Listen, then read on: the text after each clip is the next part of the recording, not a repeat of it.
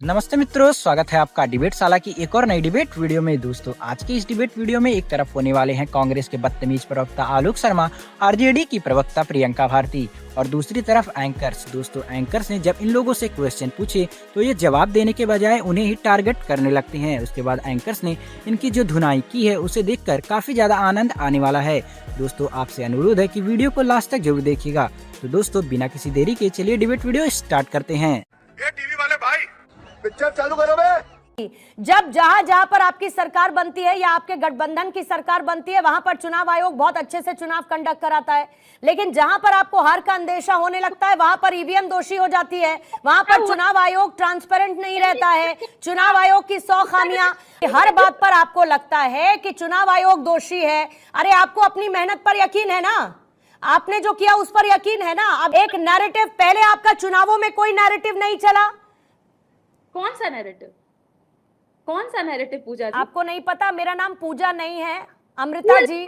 अमृता जी, मेरा नाम पूजा नहीं है, आप प्रियंका हैं, मैं पूर्णिमा हूं और मैं उस नैरेटिव की बात कर रही हूं जो लगातार 2 दिन से आपके नेता फैला रहे हैं, जो लगातार 2 दिन से चुनाव आयोग पर आप लोग सवाल खड़े कर रहे हैं। अचानक से आपकी घबराहट और बौखलाहट इतनी तेजी के साथ बिफरने क्यों लगी है?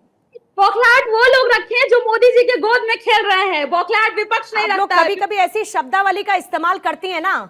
प्रियंका जी, आप किसकी गोदी में खेल रही हैं? मैं मीडिया की बात कर रही हूँ। आप किसकी गोदी में खेल रही हैं? आप किसकी गोदी में खेल रही हैं?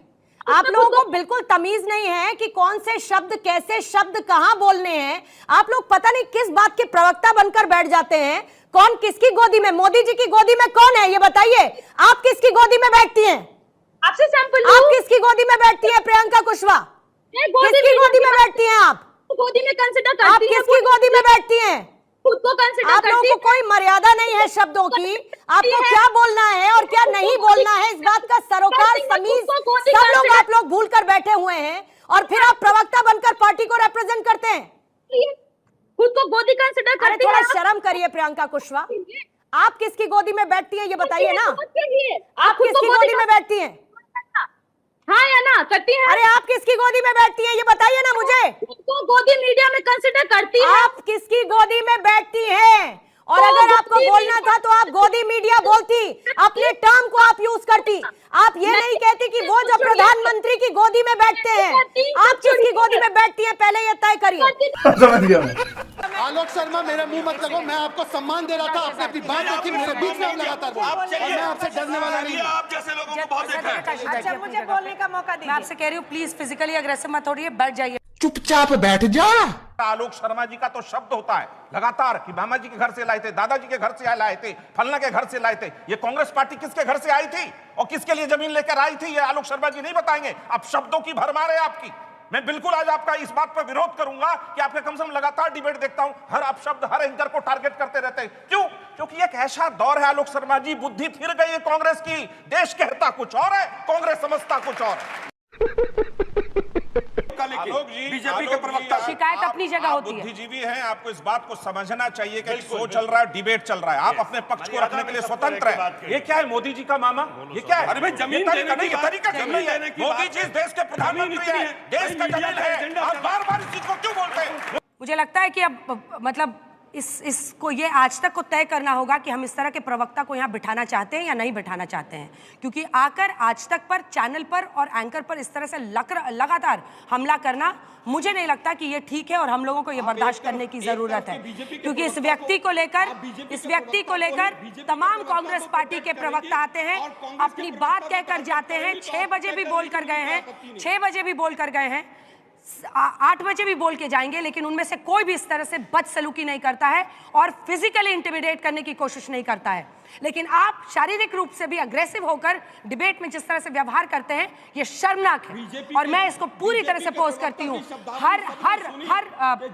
हर किसी के बारे में आपने बोला। अब आप देखिए, सवाल ये है कि आपको यहाँ पर कितना कंटिन्यू करना चाहिए, चैनल को कॉल लेना होगा, क्योंकि मेरे लिए बहुत मुश्किल हो रहा है इस बहस को कंटिन्यू करना। I am really sorry. इस तरह के व्यक्ति को झेलने के लिए मैं मजबूर नहीं हूं, जो इस तरह से मुझे फिजिकली और वर्बली अब्यूज करे मेरे शो पर।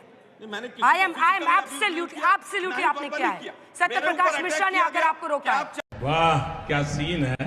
बॉस की बात उन्होंने की, हमारे बॉस है नितिन नवीन जी। अब तो ये ऑफिशियल हो गया ना चित्रा जी कि अब यहाँ राजनीति नहीं चल रही, एक तरीके से बॉस कल्चर चल रहा है, मतलब कॉर्पोरेट कल्चर चल रहा है। तो अब नितिन नवीन जी सारे भाजपाइयों के बॉस हो गए, उनके बॉस बाकी 2 लोग हो गए, और उन दोनों के बॉस A1 A2 हो गए। और जहां पे कॉर्पोरेट कल्चर चलता है वहां पे तो वहां राजनीति नहीं चलती है, कोई शुचिता नहीं चलती है, वहां तो डीलिंग चलती है ना कॉर्पोरेट हाउसेस में।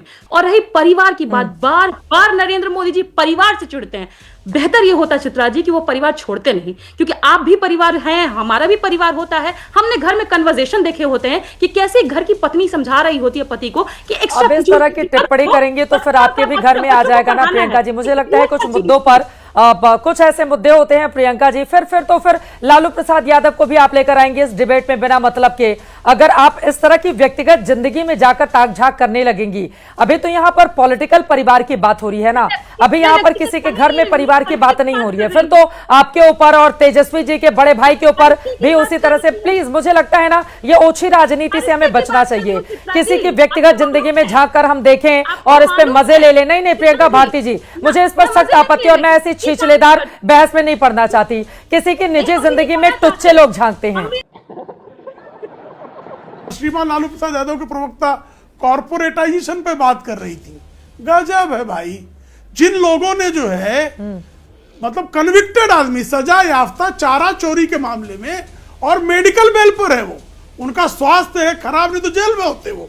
ऐसा जिसका राष्ट्रीय अध्यक्ष हो, सजा याफ्ता अपराधी, चारा चोरी का सजा याफ्ता अपराधी जिसका राष्ट्रीय अध्यक्ष हो, वो कॉर्पोरेटाइजेशन में करप्शन में बात करे। जो स्वयं तेजस्वी चार्जशीटेड है, तेजस्वी यादव, आप जो है नौकरी लीजिए, जमीन कब्जा कर लेंगे। चार्जशीटेड चार्जशीटेड, राबड़ी चार्जशीटेड, पूरा खानदान जो है विविध अपराधों में जो है अभियुक्त है, और वो बता रहे हैं दूसरों को ये ईमानदारी पे, नैतिकता पे, पूरे बीच में चिचिया लगी।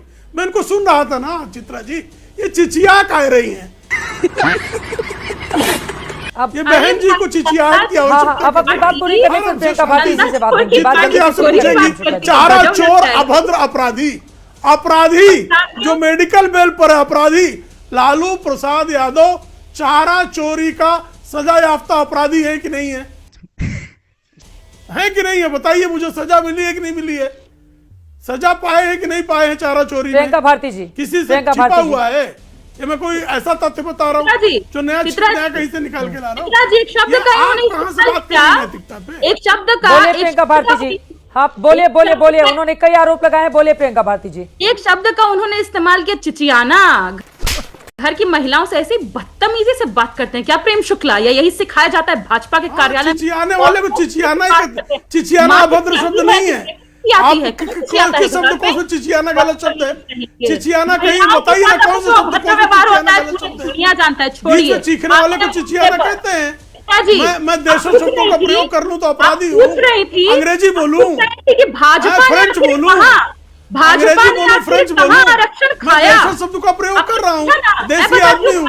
आरक्षण खोर पार्टी मध्य प्रदेश में अब आरक्षण पे आ गए, अब लालू जी पर नहीं आएगी, परिवार की बात नहीं होगी। अब प्रेम शुक्ला को दिक्कत, परिवारवाद भूल गया, प्रेम शुक्ला का आरक्षण नहीं होल्ड किया हुआ है, परिवारवाद भूल गया प्रियंका जी को। आपने इसका मजा लेना चाहिए जी, आनंद लीजिए, टेंशन मत रखिए ऐसी चीजों का। दोस्तों, आपकी इस डिबेट वीडियो के बारे में क्या राय है, हमें कमेंट्स में जरूर बताइए। अगर आपको यह डिबेट वीडियो अच्छा लगा तो वीडियो को एक लाइक करके हमारे चैनल को भी सब्सक्राइब कीजिए। मिलते हैं आपसे किसी एक नई शानदार सी डिबेट वीडियो के साथ, तब तक के लिए जय श्री राम।